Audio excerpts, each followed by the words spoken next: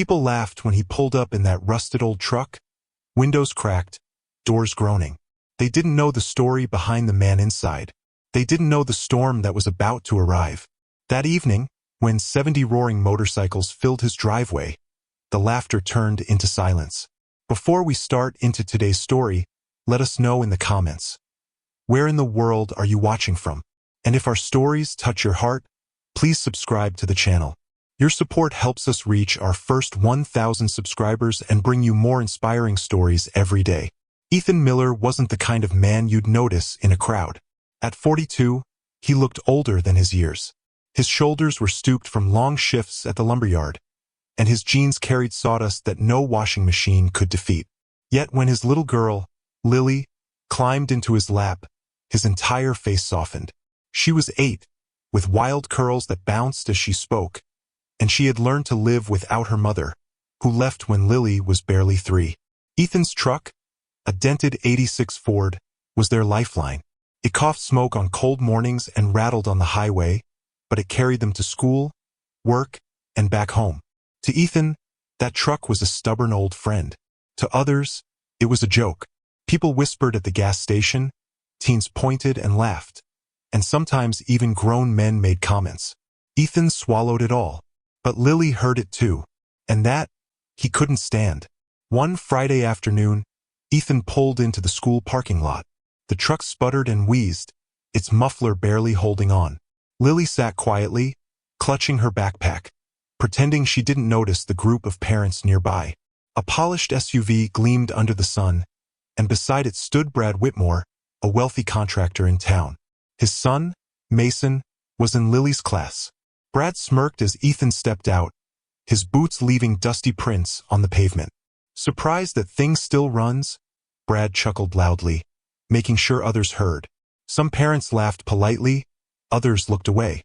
Lily lowered her head, cheeks burning. Ethan forced a smile. "She gets us where we need to go," he said softly. But inside, he was burning. The sight of Lily's small shoulders curling inward cut deeper than any insult. Ethan placed a hand on her back, guiding her into the truck. "Don't mind them," he whispered. Yet Lily's eyes lingered on the shiny SUV, and Ethan felt his heart sink. The next morning, Ethan woke before dawn. He sat at the kitchen table, staring at the unpaid bills stacked in a neat pile. The house was small, the paint peeling, but it was filled with Lily's laughter, her drawings pinned to the fridge, and her little shoes by the door. He thought about fixing the truck, maybe replacing it altogether, but the numbers didn't add up. His paycheck was stretched thin across groceries, school supplies, and rent. Every dollar mattered. Ethan rubbed his temples, wondering if Lily deserved better than him. At school, she had stopped inviting friends over. She never asked for sleepovers. He overheard her telling someone, "Dad's truck is special," her voice cracking slightly. That night, Ethan sat on the porch steps while Lily slept. He whispered into the quiet air, "I just want her to be proud." The moonlight washed over the old truck parked under the oak tree, its rust catching silver streaks. It looked tired, but so did he. A week later, Brad Whitmore hosted his son's birthday at the roller rink. Most of Lily's classmates went. Ethan, holding Lily's hand, guided her through the crowded entrance. He wore his cleanest shirt, though it was frayed at the cuffs. Parents gathered around tables stacked with catered food, laughing easily. Then it happened. Brad's booming voice echoed across the rink. "Hey, look, the Millers are here.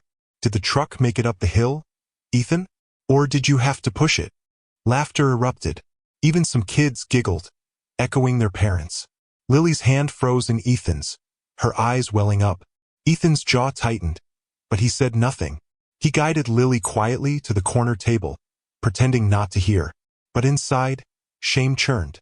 Brad strutted past, patting Ethan's shoulder like he was doing him a favor. "No hard feelings, Miller. Just joking." Ethan forced a smile, but his throat burned. That night, when they left, Lily cried silently in the passenger seat. Ethan's hands gripped the wheel until his knuckles turned white. The following Monday, Lily didn't want to go to school. She said her stomach hurt. Ethan knew better. She was afraid of the whispers, the teasing. Kneeling down, Ethan looked into her tearful eyes. "Hey, kiddo. You're braver than you think," he said. Lily sniffled. "But everyone laughs at us, Daddy. They say your truck is garbage." Ethan swallowed hard. For a moment, he had no answer. Then he said, "That truck might look rough, but it's strong. Just like us. Doesn't matter what they think. What matters is we keep going." Lily nodded faintly, though the hurt stayed in her eyes. Ethan drove her to school in silence, the truck rattling like always. He tried to hold his chin high as other parents stared. But deep down, he prayed for a miracle, something, anything, to give Lily the pride she deserved. He didn't know that by the end of the week, everything would change in a way he never imagined. That Friday, Ethan got a call from his brother, Jake. They hadn't spoken in months. Jake lived 3 states away and spent most of his life drifting from town to town, never settling.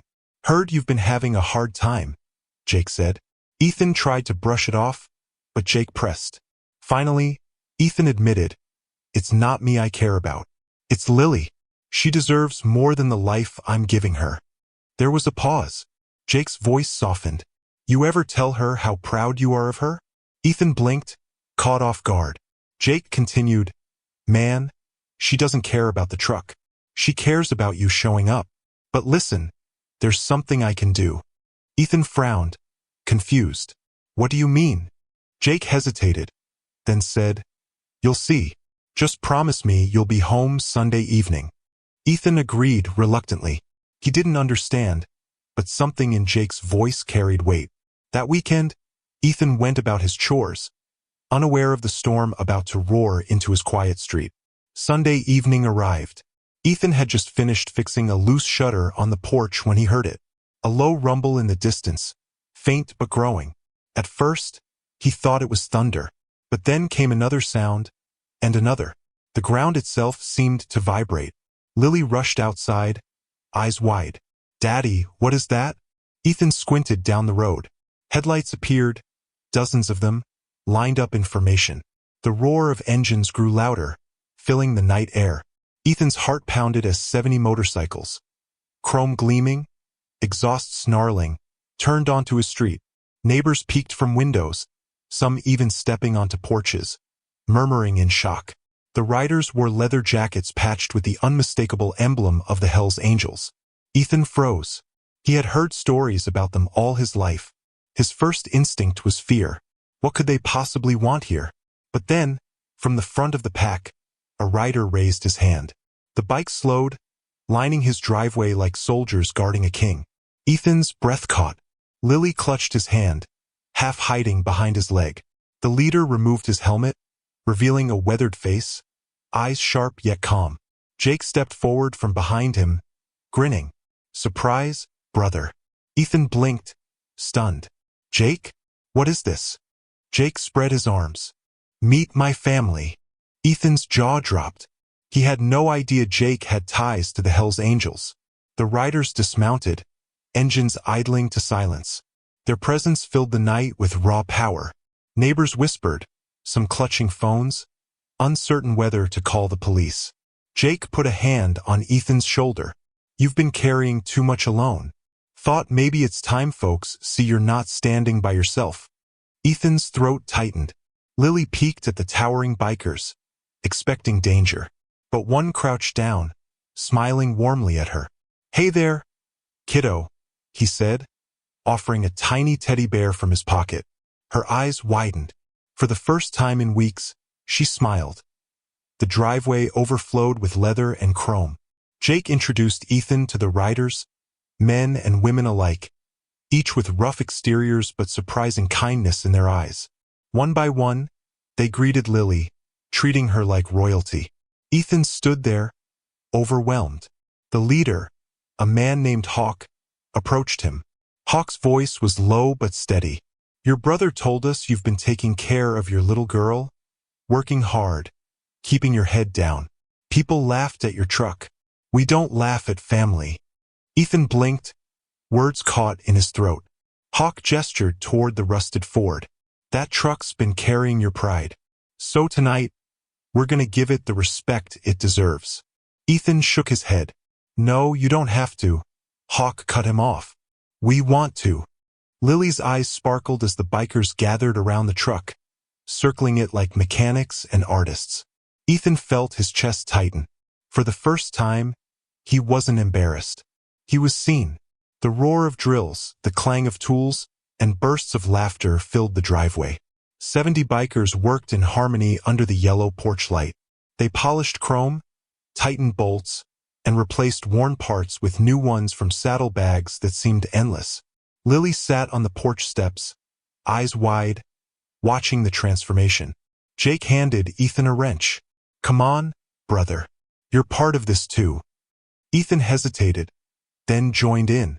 His hands, usually heavy from exhaustion, felt light in the camaraderie. Hours passed. Neighbors who once mocked peeked from across the street, jaws dropping.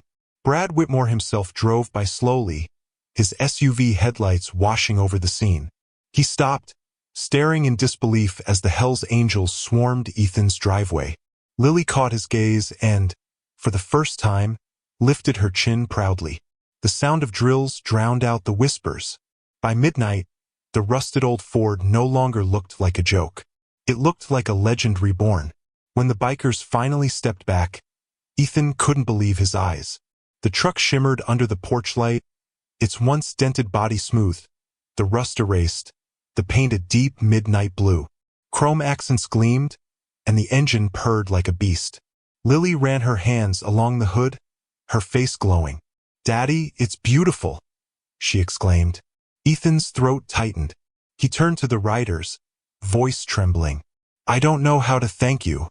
Hawk crossed his arms. "Just keep doing what you're doing. Raising her right. That's thanks enough." Jake slapped Ethan's back. "Told you you weren't alone." The bikers roared their engines once more, the thunder echoing across the town. Neighbors who had laughed stood in silence, humbled. Brad, sitting in his SUV, drove off without a word. Ethan looked at Lily, who was still running her hands over the truck.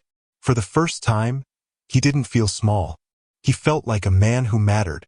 The next morning, when Ethan pulled into the school parking lot, it was different. The truck rumbled smoothly, its paint catching the morning sun. Parents turned their heads, whispering. Lily hopped out, her curls bouncing, a smile stretching across her face. "Bye, Daddy," she called proudly, waving before skipping off. Brad Whitmore stood by his SUV, jaw tight. Ethan met his gaze calmly, giving a small nod. Brad looked away. Other parents approached Ethan, some with sheepish smiles, others with genuine admiration. "That's quite a truck you've got," one said. Ethan simply replied, "It's more than a truck. It's a story." As he drove away, Ethan felt lighter. For the first time, Lily wasn't ashamed. She was proud. That night, Ethan sat on the porch, Lily's head resting on his arm. The truck gleamed under the stars. Ethan whispered, "We'll be all right, kiddo." And for the first time in years, he truly believed it. That week, something shifted in Ethan's life. The whispers that once followed him at the grocery store turned into nods of respect. People who had never spoken to him before suddenly offered handshakes. Even the cashier at the hardware store, who used to smirk at his oil-stained clothes, now greeted him warmly. But Ethan stayed humble. He knew this wasn't about attention. It was about dignity. One evening, as Lily worked on her homework, she looked up and said, "Daddy, when the bikers came, I wasn't embarrassed anymore. I felt safe." Ethan's eyes stung. He cupped her face and whispered, "That's all I ever wanted, sweetheart." In that moment, he realized it wasn't just about the truck. It was about the symbol it had become. The rust was gone, but so was the shame. What remained was pride, not in the paint or chrome, but in the bond that no one could tarnish. Ethan finally understood. They weren't just surviving. They were rising.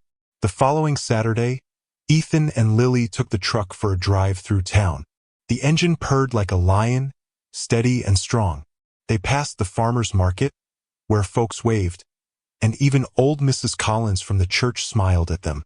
Lily leaned out the window, her laughter carried on the wind.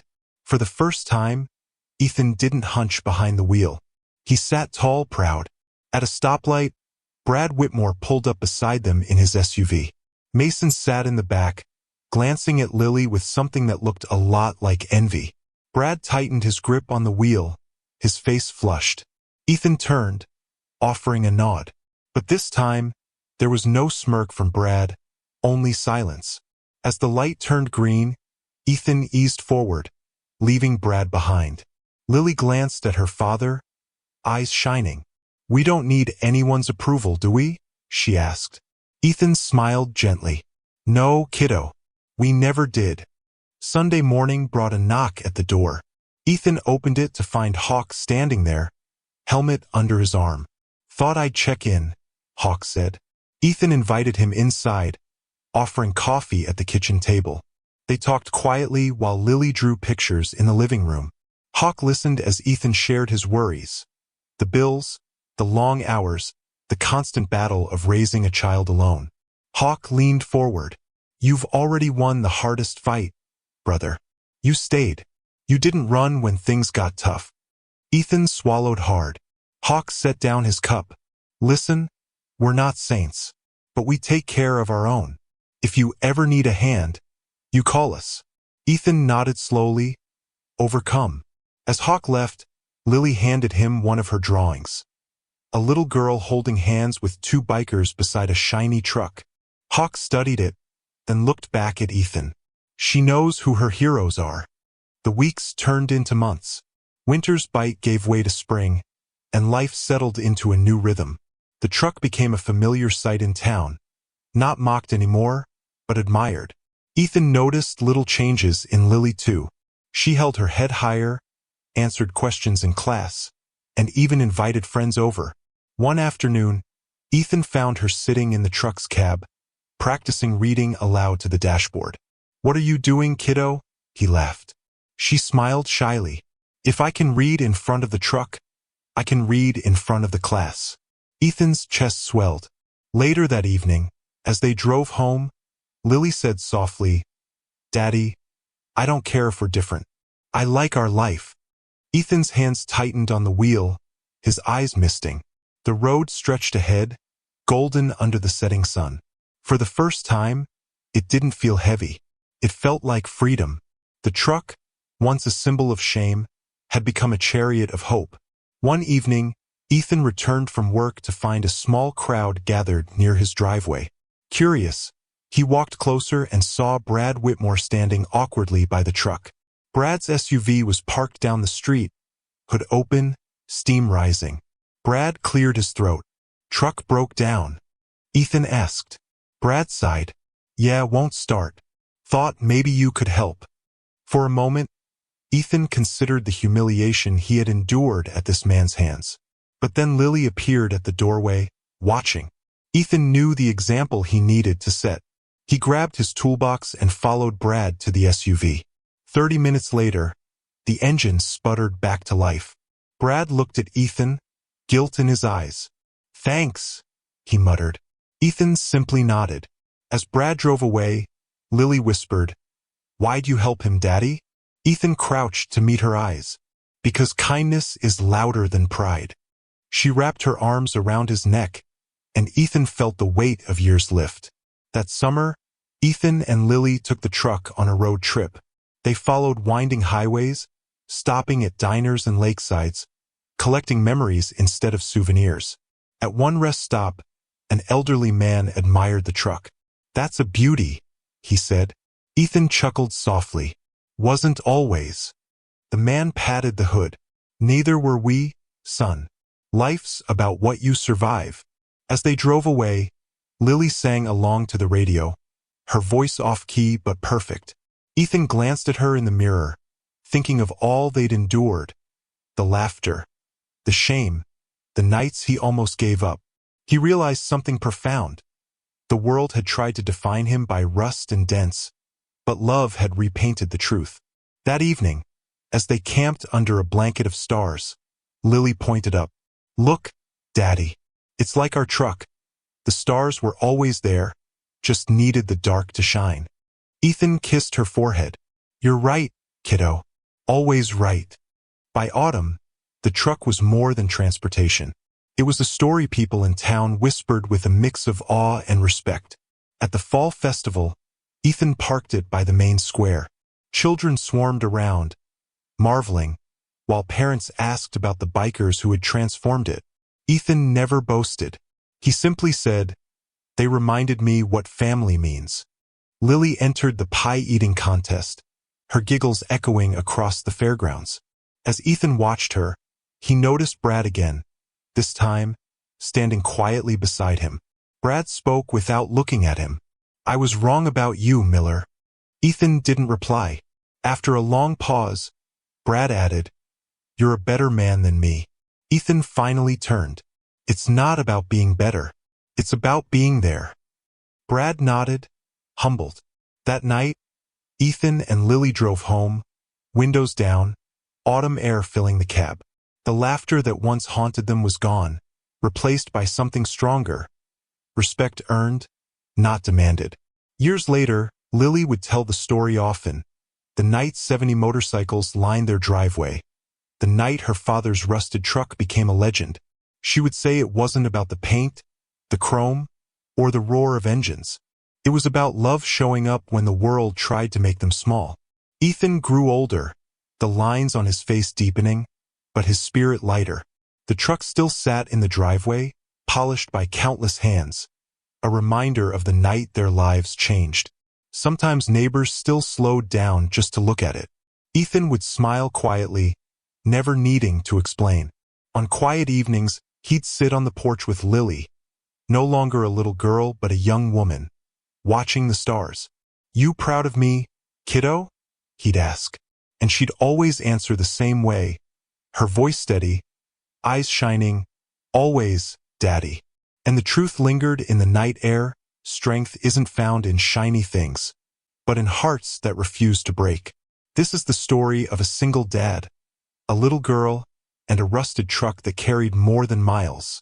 It carried dignity. If this story touched you, don't forget to like, subscribe, and press the bell icon so more people can feel the power of ordinary heroes.